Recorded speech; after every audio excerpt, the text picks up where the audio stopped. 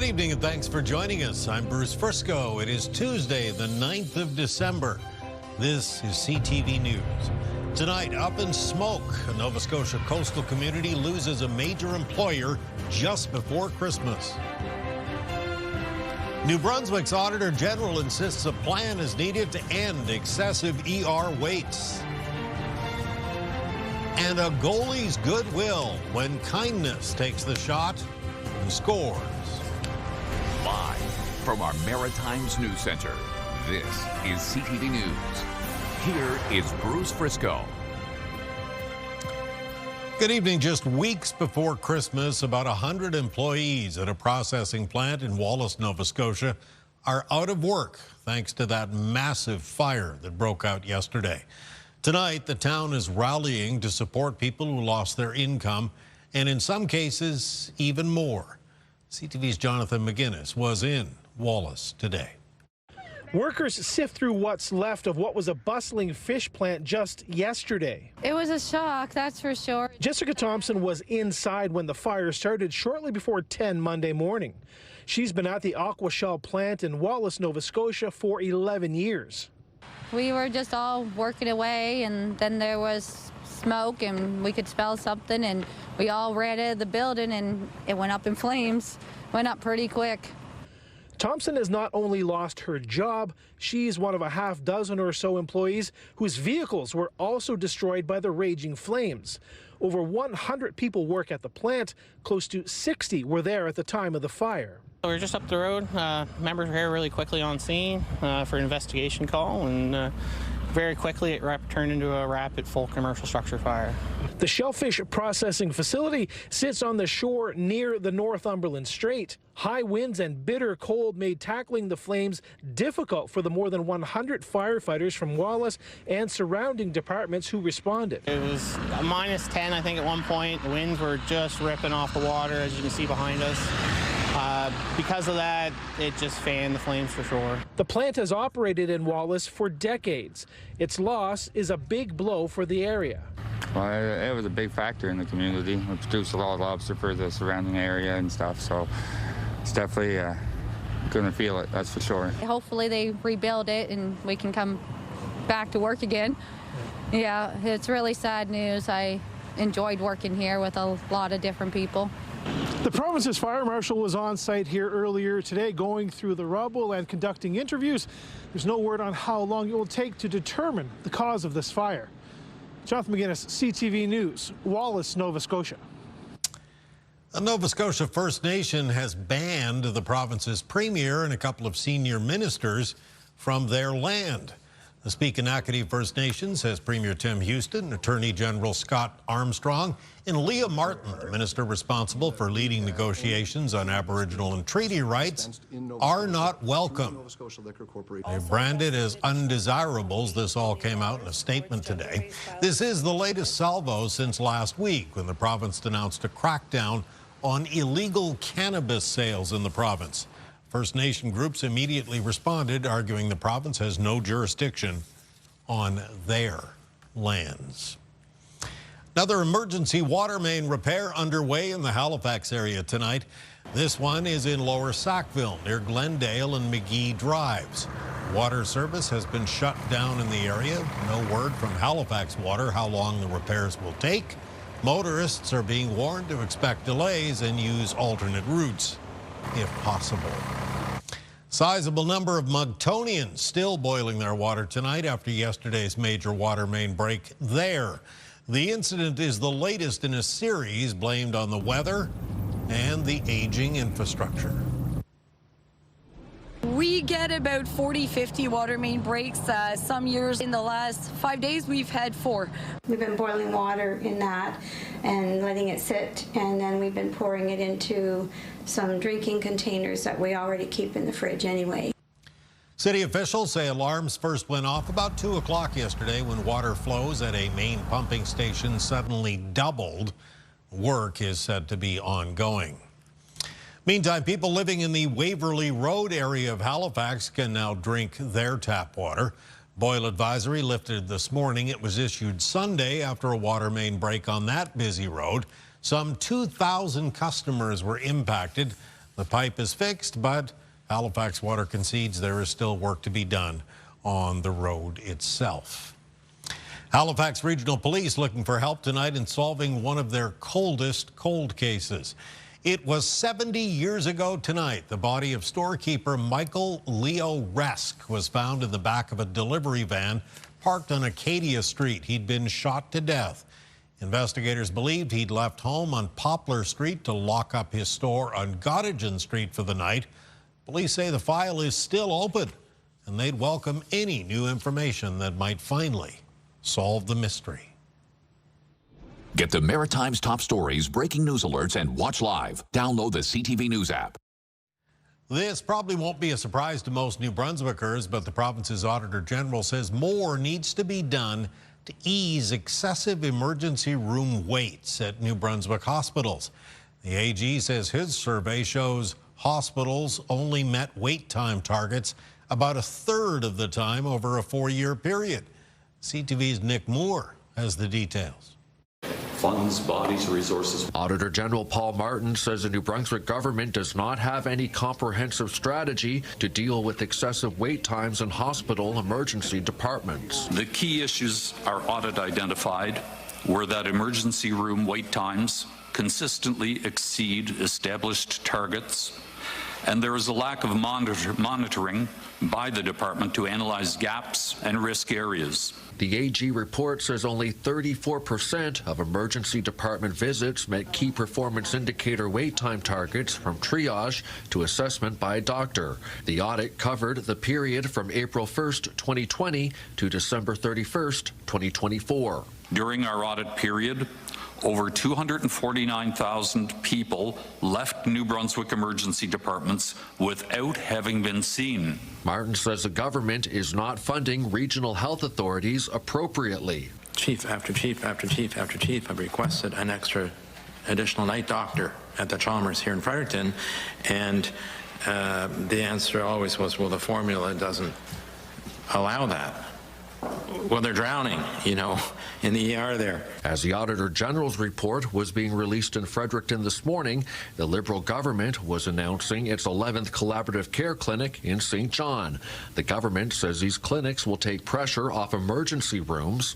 Martin says the government needs to create an ER wait time strategy now. A strategy and targets on what is it they're going to invest in, what changes are they going to make. The development of a strategy is one of 11 AG recommendations made to the Department of Health. The department says it will make a plan for all 11 recommendations.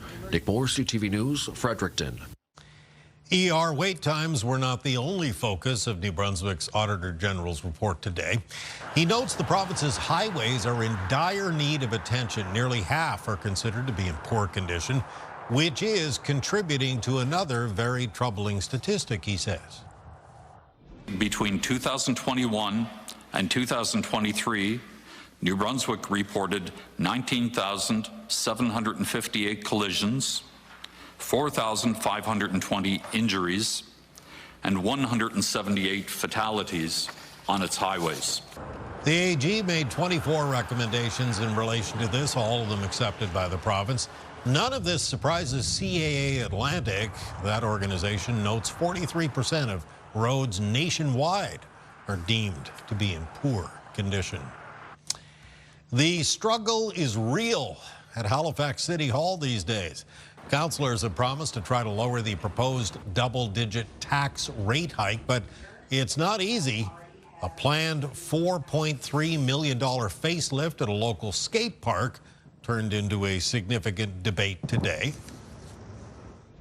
I really have a problem with not including this repair to this project. This is about our youth and the heart of our municipality. We've been told over and over again by our staff that we have to make hard decisions, and it doesn't seem like we want to make hard decisions. We want to do it all, and our residents will pay through the nose if we do it all. In the end, council voted to approve the skate project 14-4. Uber drivers in Halifax could soon be subjected to more scrutiny under changes proposed for the region's vehicles for hire regulations. A new HRM staff report is recommending requirements for Uber drivers and other ride-hailing services should be brought in line with those covering all taxi and limousine drivers. Uber argues its staff already meet the same standards, but the extra licensing could wind up costing users. The proposal would eliminate these efficiencies, forcing thousands of rideshare drivers to undergo an inexpensive municipal licensing system with no demonstrated public safety benefit. Well, I have no problem with competition, but shouldn't it be on a level playing field? I mean, we're doing the same job for the most part, so why shouldn't we all just be one big happy family out here? The city's transportation committee approved the recommendations from city staff, but of course the final decision will rest with city council. All right, time for our first break tonight. Still to come, Kaylin's full forecast, and we'll examine a new survey suggesting that we are cutting back on purchases this holiday season, but still buying local where we can. Coming up next, though, the daycare dilemma. We're now, like many centres, it's a financial struggle. Seems there's a greater need for lower daycare fees and more spaces. Details and reaction coming up next.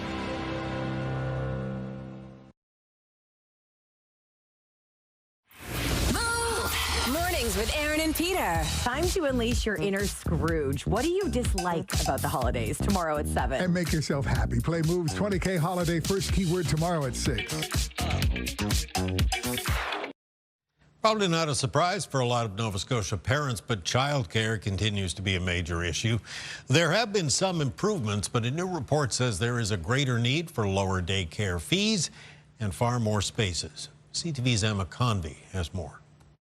This childcare center in downtown Halifax has been at capacity for years, and the calls keep coming. Since they lowered the childcare fees, that's when we got the influx of calls and families having the affordability to go back to work. We have an extensive wait list which continues, over 500 families. This daycare says the Nova Scotia government is moving in the right direction. Since signing an agreement with the federal government in 2021 to lower childcare costs to an average of $10 a day and create more spaces by the end of March 2026. The left-leaning Canadian Centre for Policy Alternatives agrees, but admits more needs to be done. They did succeed in cutting that in half, which is very significant.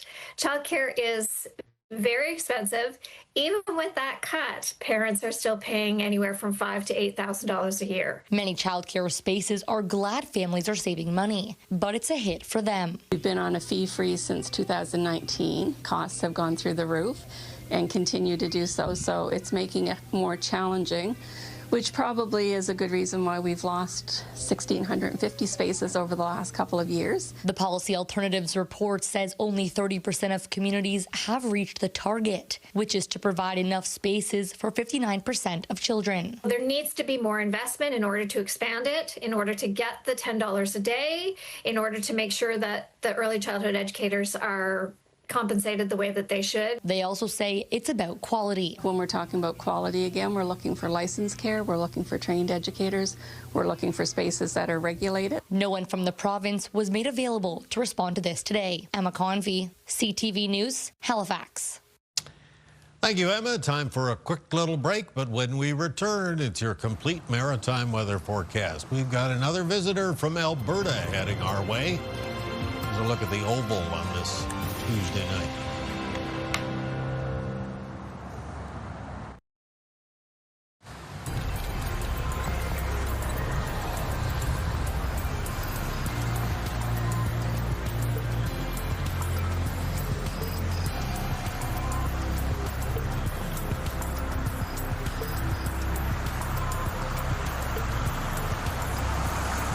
December the 9th, it is Tuesday evening. Nice to see the sunshine today, although I guess we're about to get it clipped again.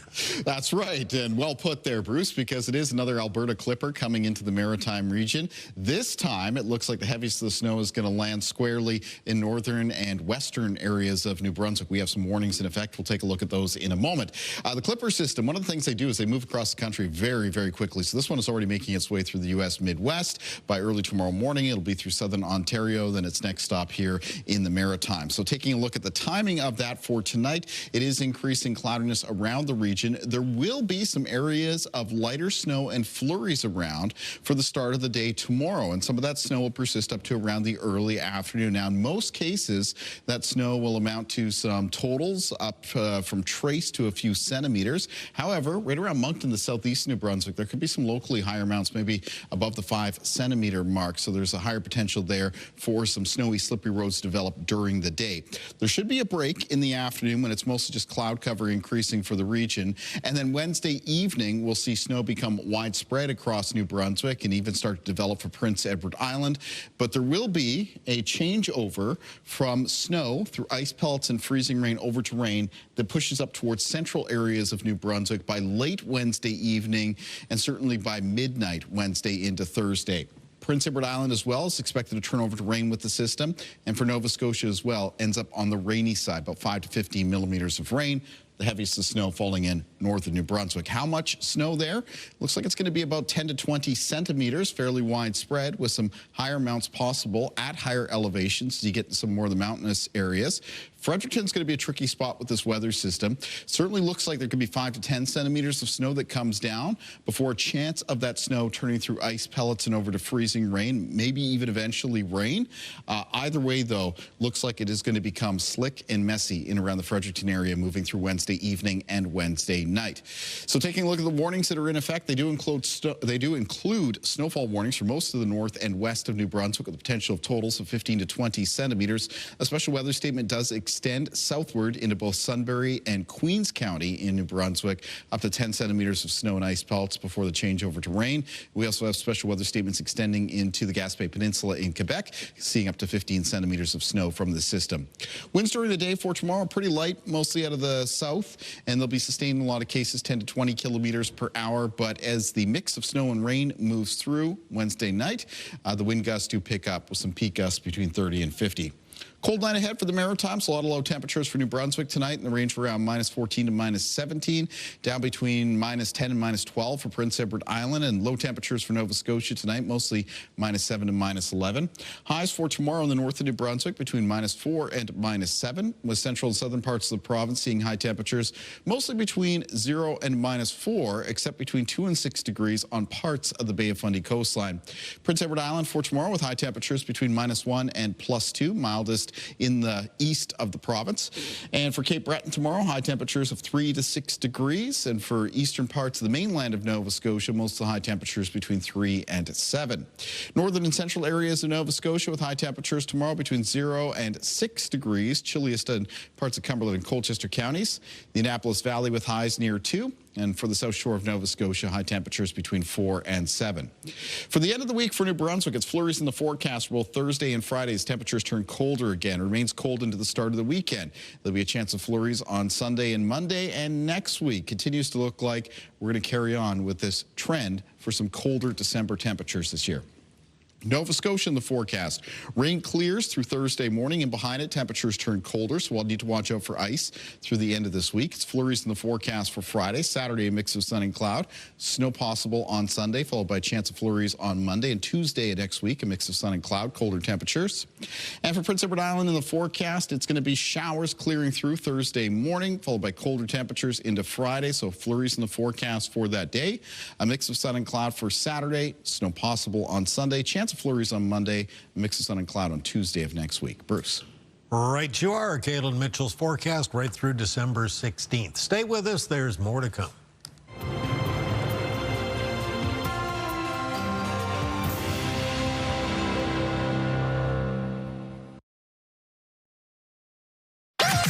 The #1 #1 morning show in Halifax. Turk, Megan, and Amateur Alex. And home to the biggest artists.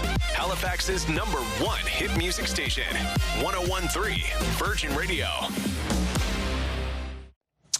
A new survey shows many Canadians are cutting back this season, focusing more on groceries, essentials, and smaller celebrations. As CTV's Jesse Thomas shows us tonight, there does also seem to be a renewed commitment to supporting local. Even though many Canadians are trimming back their Christmas budgets, this Dartmouth candle shop says sales are burning brighter than ever this year. The big box stores might not know your name, but we'll know your name when we see, like, you order online or you come see us at the market. So, like, it makes such a difference for us, and it's very personable. According to a new TD Bank Christmas shopping survey, 36% of Canadians plan to cut back on spending this season, while 60% say groceries and essentials will take up the brunt of their holiday budget. But many Maritime shoppers say they're still interested in supporting small businesses. Yeah, I definitely try to shop local as much as possible. So we do a lot of shopping here in downtown Dartmouth year round. I spent more because I bought more from my community, more so than I have in the big stores. Yes, yes, yes. You don't mind spending a bit more locally to... Listen, I don't mind. Listen, I don't mind spending a few extra dollars if it's going to help somebody else.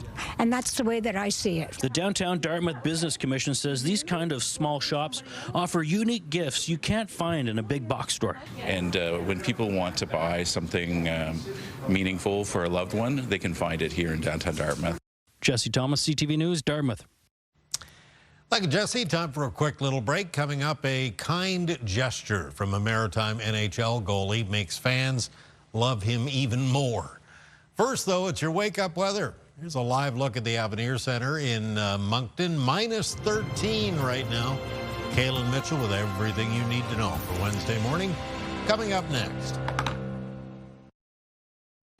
Wednesday morning upon us, middle of the week already. Let's kick it off with the wake-up weather and Kaylin. So before the main part of that Alberta Clipper arrives for the Maritimes, that'll be Wednesday evening and Wednesday night with that more significant wintry mix. Tomorrow morning, there are going to be some areas of flurries and snow. Now, it should be mostly a light snow. However, the snow does look like it could get steadier in the southeastern corner of New Brunswick. So in the area stretching from the Kennebecasis Valley through Moncton to the southeast, there's potential for some local snowfall totals that could be above the 5-centimeter mark during the day for tomorrow. Other parts of the Maritimes trace up to around a few centimeters in the lighter snow and flurries. Tomorrow afternoon, it's going to be fairly cloudy, but remember, Wednesday evening and Wednesday night is when that mixture of snow and rain arrives across the region. Bruce. Thank you, Kaylin. We'll see you again tomorrow. Well, Cape Breton's own Colton Ellis has been making the island proud in his first NHL season with the Buffalo Sabres. And as CTV's Ryan McDonald shows us tonight, word of a kind gesture from the young goalie to a fan battling cancer has made its way back home. Centering pass, one-timer, and a terrific save made. Ellis across to deny Leon Draisaitl. Cape Breton's Colton Ellis is having a pretty good rookie season so far with the Buffalo Sabres, and stopping some of the NHL's biggest stars is not the only way he's been making an impact. She's undergone numerous surgeries in her leg and her lung. She basically has a whole new right leg. Daniel Klass and his 14-year-old daughter Shaylee are big Sabres fans. The team was diagnosed in May of last year with osteosarcoma, a form of bone cancer. Not too long ago, she met Buffalo's rookie goalie at a laser tag event put on by a local hospital. Colton participated in that and was on Shaylee's team, and then they got to talking and they were playing video games together, and he was just a really nice guy. A couple of weeks later, Shaylee and her dad went to a Sabres game, and while the River Dennis, Nova Scotia native wasn't in the lineup that night, he still had a surprise for her. Somehow word got to him that Shaylee was in the stands, and he made his way down to the ice, and next thing you know, they're taking down a plane of glass, and out he walks up into the stands with one of his goalie sticks and presented to Shaylee. You should have seen the look on her face. Back home in Inverness County, Ellis's kind act is no surprise to his former coach with the Cape Breton West Islanders, who says people in the area have been following his success with the Sabres pretty closely. When Colton succeeds, it lifts up everybody around here, families, minor hockey programs, and young athletes all feel that connection. Back in Buffalo, Daniel Klass says his daughter is currently in remission, and she just might have a new favorite Sabres player. And go Colton. An assist to remember from a guy pretty good at preventing goals. Ryan McDonald, CTV News, Sydney. Thank you, Ryan, and thank you, Colton. CTVNewsAtlantic.ca. If you joined us late and you'd like another look at anything you've seen tonight, it's always your home for news. I'm Bruce Frisco. Thank you for staying up late with us this evening. Have a good night. We hope to see you again tomorrow.